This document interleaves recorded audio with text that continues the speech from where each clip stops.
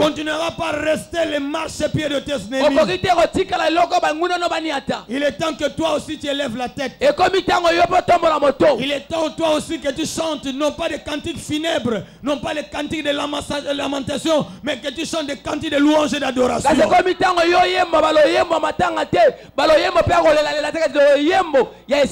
Il est temps que tu portes aussi les habits royaux. Fais-toi à l'honneur du grand Dieu. Dis plus fort avec moi, Amen. Amen. Le ciel restera ouvert pour toi. Le ciel restera sensible à tes cris. Le ciel restera toujours sensible à tes paroles. L'Éternel dit à Moïse, tu feras maintenant. Je te dis, ma soeur, c'est maintenant ou jamais. C'est pas demain. C'est pas hier. Mais c'est maintenant que tu feras de tes yeux ce que le Seigneur fera à Pharaon. Ce que le Seigneur fera à tes ennemis. Ce que le Seigneur fera ce qui te bloque. Ce que le Seigneur fera ce qui t'assujettit. Ceux qui se liguent contre toi. Tu feras de tes yeux. Dis plus fort avec moi, Amen. Amen. Nous ne demandons pas leur mort. Nous ne demandons pas leur souffrance. Mais puisqu'ils ont mis sur les intouchables, ils ont ouvert les bouches contre les imbattables. La parole dit, je suis l'ennemi de tes ennemis. Je suis l'adversaire de tes adversaires. Quiconque te touchera, mets son petit doigt dans ma prunelle. Je suis en train de croire maintenant que Dieu est en colère contre tous ceux qui te font du mal, contre tous ceux qui veulent que toi tu meurs.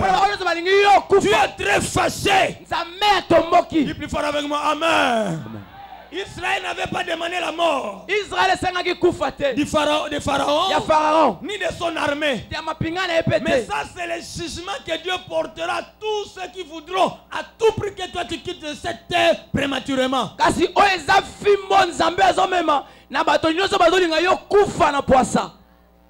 Amen. Ceux qui veulent précipiter ta mort, Dieu va les fouetter. Toi-même tu auras pitié d'eux.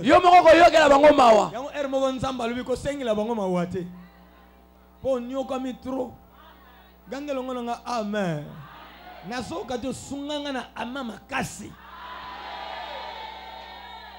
Dieu dit tu feras de tes propres yeux. Tu feras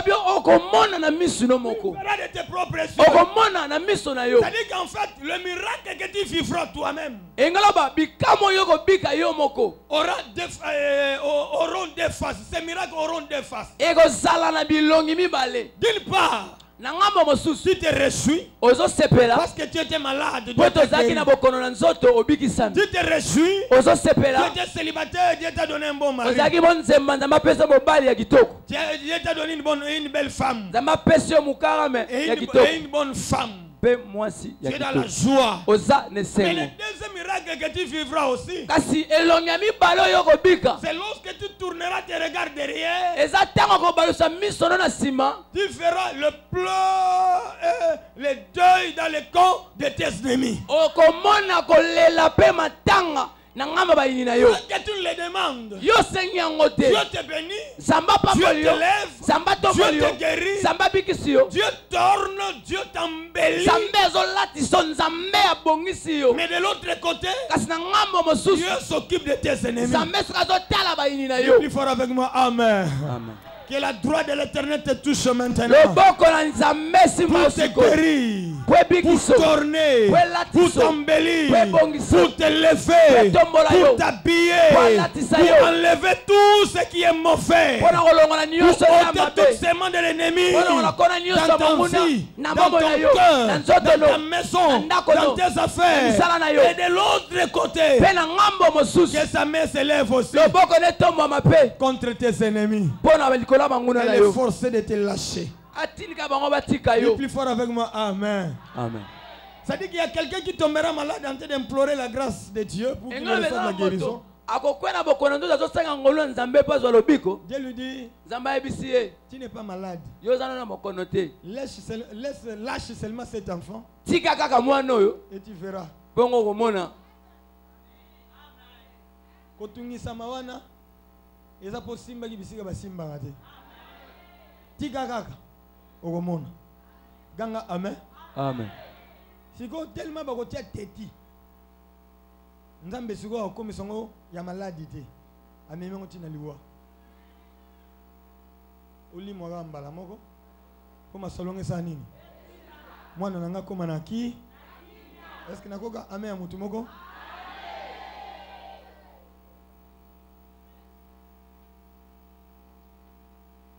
Le Seigneur dit, j'ai entendu.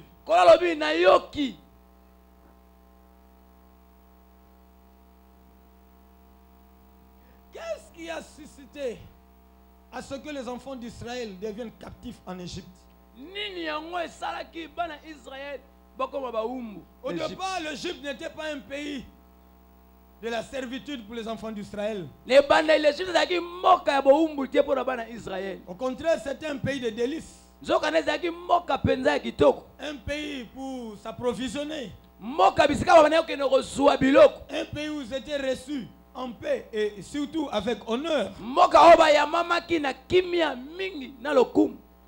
Mais qu'est-ce que la Bible nous révèle? Lorsque nous lisons le chapitre 1er de ce même livre d'Exode, au verset 8, il s'éleva sur l'Égypte un nouveau roi qui n'avait point connu Joseph. Il dit à son peuple, voici les enfants d'Israël qui forment un peuple plus et plus puissant que nous. Allons, montrons-nous habiles à son égard. Empêchons qu'il ne s'accroisse. Et que s'il survient une guerre, il ne se joigne à nos ennemis pour nous combattre et sortir ensuite du pays. Qu'est-ce qui a suscité la captivité des enfants d'Israël en Égypte? La jalousie. Hein? C'était quoi? La jalousie. Le nouveau roi qui est arrivé au trône, il remarque que les étrangers qui sont dans ce pays sont devenus plus nombreux et plus puissants. Pourquoi? Mais c'est un peuple qui est en alliance avec Dieu. Quel que soit l'endroit où ils peuvent se trouver, Dieu sera toujours avec eux. Et ils sont condamnés de monter, d'être toujours la tête et non la queue. Toi qui m'entends, puisque tu as Dieu, quel que soit l'endroit où tu te retrouveras, les choses changeront. Les choses changeront.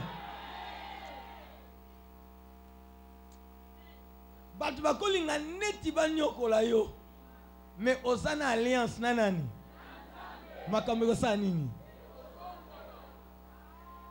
Et tu diras à tes frères, tu diras à ton père, tu diras à tes camarades, comme Joseph avait dit à ses frères, vous avez médité de me faire du mal. Mais Dieu l'a changé en bien. Dis plus fort avec moi, Amen. Amen.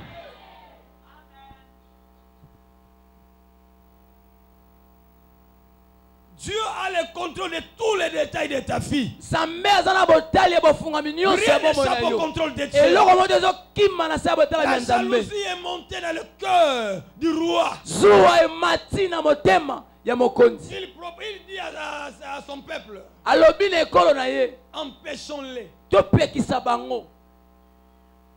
là où commencent les problèmes. Nano suis carte. Kaka kinkutu apa molati. Moi noyo. Aubonga. Namona une étoile. Alira sa nango. Ale canabiso.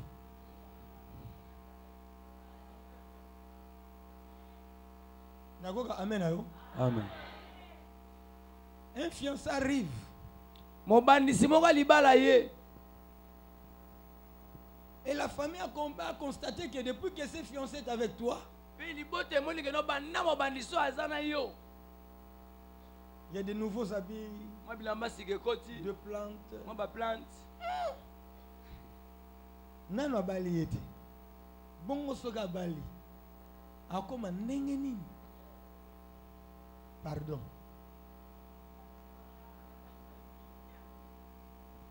Ganga amen.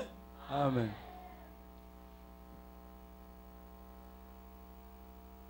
Nanu bangage ote. Tiens encore un essai. Bazo meko kaka. Mais à la fin du mois, tu as au moins ton transport. C'est pas un salaire. C'est juste le transport. Mais ce transport te permet déjà de t'organiser petit à petit. Tu as déjà une maison, quelque chose en plastique. Non, je ne suis pas encore engagé.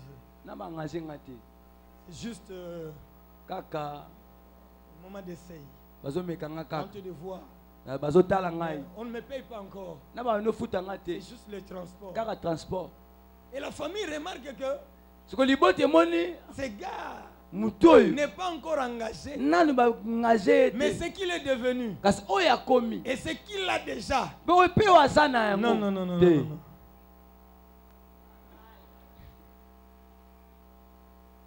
Dis plus fort avec moi, amen. Amen. Parce que, crois-moi, Dieu te lèvera en présence de tes ennemis. Même quand le pays est tronché, le ciel sera toujours avec toi. Dis plus fort avec moi, amen. Tu monteras, tu perceras, même au milieu de tes ennemis. Ton étoile va continuer à briller.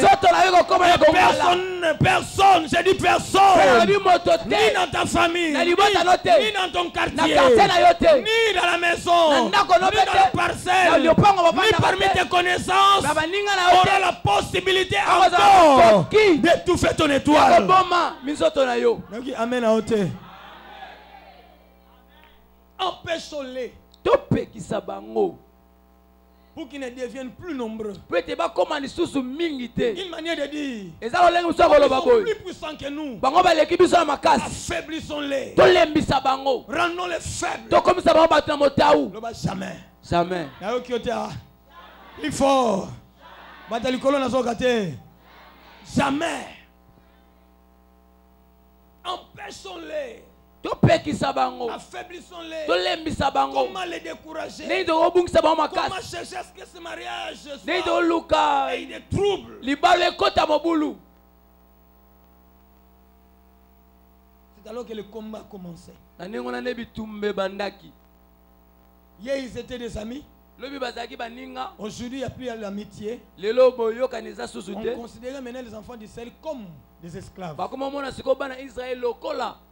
Ils n'étaient plus frères. Ils n'étaient plus voisins. Ils étaient devenus maintenant des esclaves. Pas seulement des domestiques, mais des esclaves. Pourquoi? Le pays ne leur appartenait pas. Mais ce peuple était toujours en alliance avec Dieu. Dis plus fort avec moi, amen. Tu es en alliance avec le grand Dieu. N'oublie jamais ce que Dieu t'a dit même en secret. La Bible dit dans le livre de Romains, les afflictions du temps présent ne seront jamais comparées à la gloire à venir qui sera révélée pour nous. Tu traverses les moments des afflictions. Le temps présent est enveloppé des amertumes, des afflictions, des situations compliquées. Mais la gloire qui est cachée, très bientôt elle sera révélée. Je disais la gloire cachée sera bientôt révélée. Et les gens ne sauront plus comprendre c'est lui ou c'est pas lui. C'est lui. Yeah. Viens un peu, frère. C'est lui. Moi,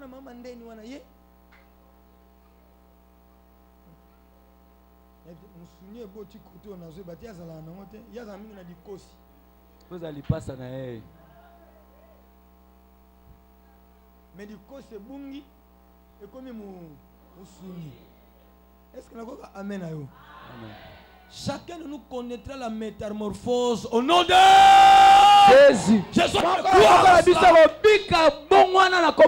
changement arrivera dans ta vie. Même sur le plan corporel, ça changera, frère. Amen ayo te. Amen.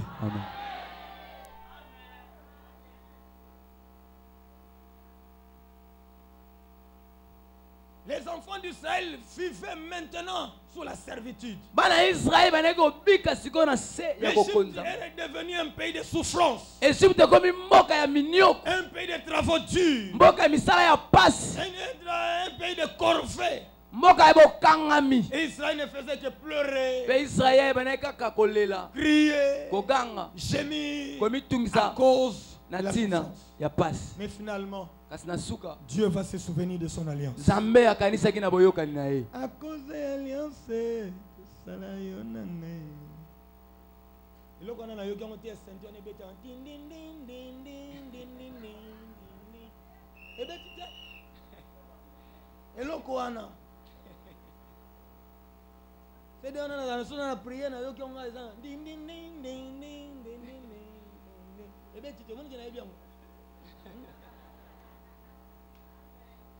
dis plus fort avec moi, amen. Amen.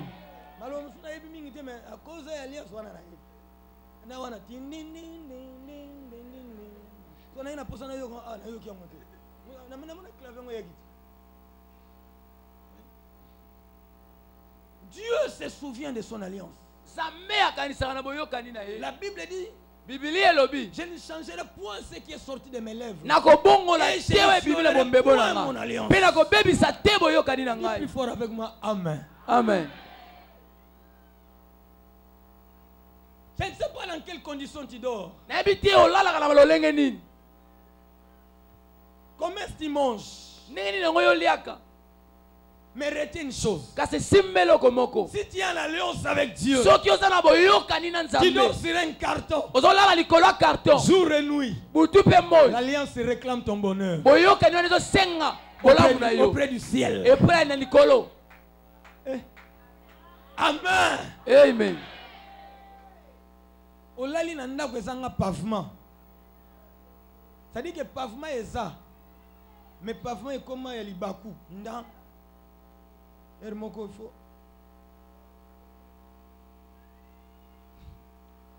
Mais puisque tu es en alliance avec Dieu, ne cherche pas les féticheurs. Continue à croire que l'alliance est en train de crier. Il y a une personne qui a une alliance qui souffre de l'autre côté. Qui avait promis ceci à elle. L'alliance, Dieu va se souvenir de son alliance. Dis plus fort avec moi, amen. C'est pourquoi là où se trouvait Moïse, en train de perdre les troupeaux de son beau-père, il y a une alliance qui criait. Un peuple est en train de gémir. Moïse ne savait rien. Il était de l'autre côté, il a fui Pharaon. Mais pendant qu'il perçait les troupeaux de son beau-père, il y a une voix Il faut se faire entendre. Moïse, bien-aimé, Dieu est préoccupé pour ton cas.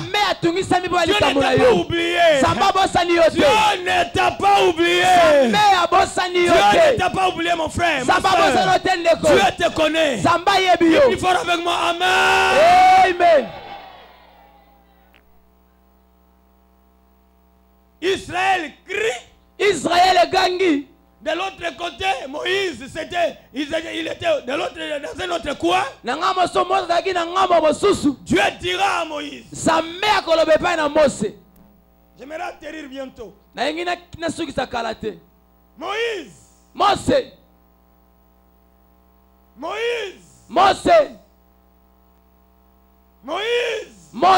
Mais qui m'appelle?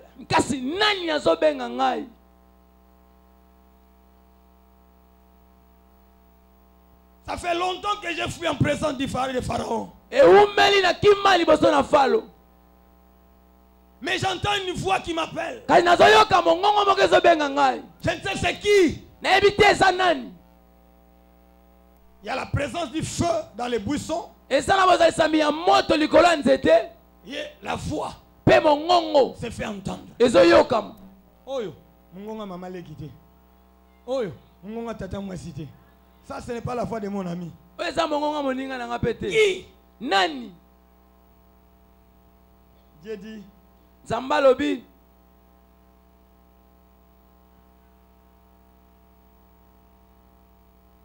N'approche pas d'ici. Ôte tes souliers. Tes pieds, car les lieux sous lesquels tu te tiens est une terre sainte. Il dit, je suis le Dieu de ton père. Le Dieu d'Abraham, le Dieu d'Isaac, le Dieu de Jacob. Moïse se cachait le visage. Car il craignait de regarder Dieu.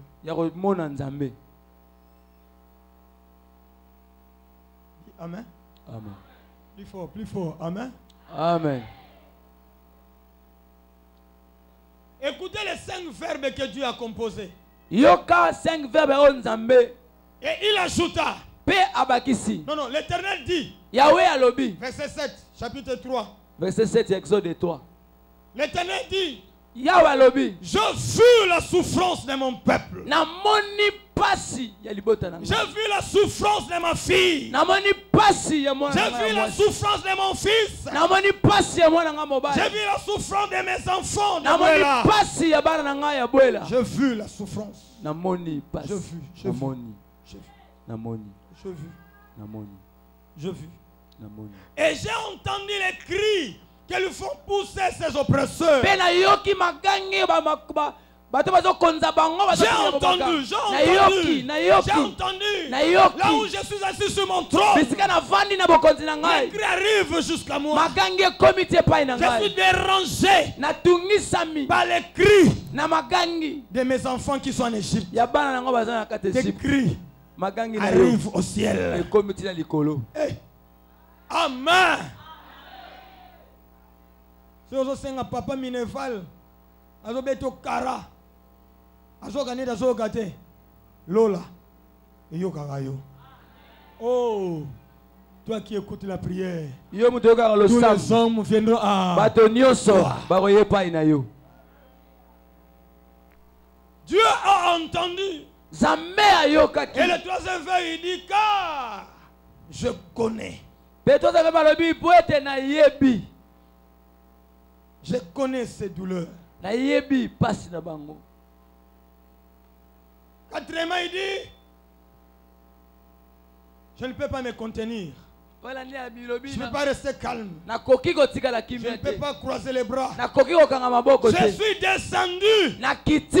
Mais pour faire quoi? Ce n'est pas pour contempler leurs douleurs. Ce n'est plus pour constater. Mais c'est pour agir. C'est pour délivrer. Qui dit plus fort avec moi? Amen. Amen. Notre Dieu n'est pas aveugle. Le Dieu que je vous prêche, n'est pas aveugle. Akufa misote. Il a des yeux, il voit. Azana miso pe amona. Mais leur Dieu, Kasi nzambe na bango. ils ont des yeux qui ne voient pas. Bazana miso emona kate. Ils ont des oreilles qui n'entendent pas. Bazama toyo bayoka kate. Ils ont des mains qui ne bougent pas. Bazama boko baningana kate. Ils ont des pieds sans mouvement. Bazama kolo ezangi koningana. Notre Dieu voit. Sambe na biso Il a amona. vu ta souffrance. Amoni pasi na yo. Il a vu ta maladie. Amoni bokono na Il yo. a vu tes difficultés. Amoni mikakatano na yo. Il a vu l'injustice que tu connais. Amoni injustice ozobika. Que tu es en train de subir. Ozobika. Dieu a vu. Sambe amoni. Dieu a vu. Zambe Dis amoni. plus fort avec moi. Amen. Amen. Quand les hommes voient combien tu souffres, Tango batu bazomona ndenge nyozo nyokwama. combien tu pleures, Ndenge nyozo lela. Ngo. Bah ouais. Aonyo kwa mapenza.